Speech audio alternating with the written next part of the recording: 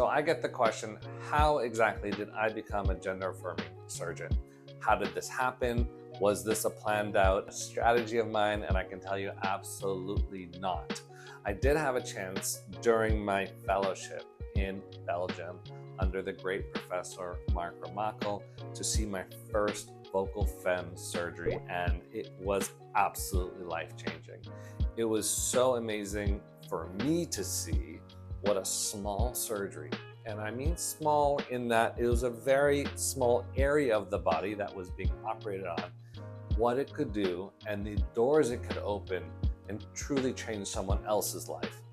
And as a surgeon, that's what we're looking for. We're looking for ways to put patients through the least amount of recovery, least amount of risk, and get the most out of those surgeries. And that was such a beautiful example of combining all of those things as what we're always looking for from our surgical outcomes. And really, that motivates us to get out of bed. Unfortunately, after fellowship, it came back, and this was not a time when insurance was covering any gender-affirming care from an ENT standpoint. Vocal fem surgery, vocal mask surgery, tracheal shave, these were all considered cosmetic. That was just something what they would consider elective.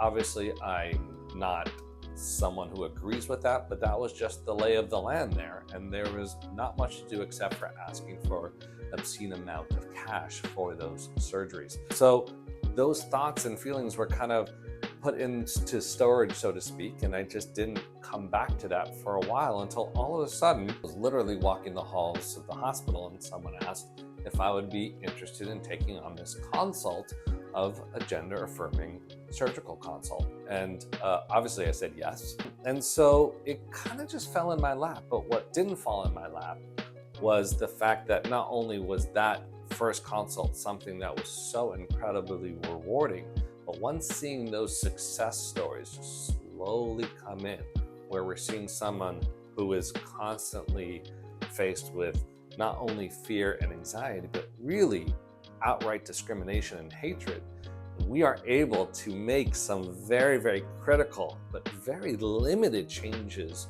of the structure, either of the cartilage or the vocal cords, and resulting in just a change in the entire world for that person.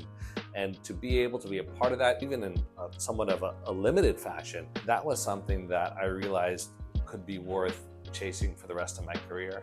And thankfully, that was about, I would say, 2018, where we first started seeing these changes. 2019 was when we went ahead and made that change into the endoscopic tracheal shave. So we've been seeing kind of growing and building and advancing. And this has been something that I can't say that I planned it out, but boy, am I happy that this is the way it happened.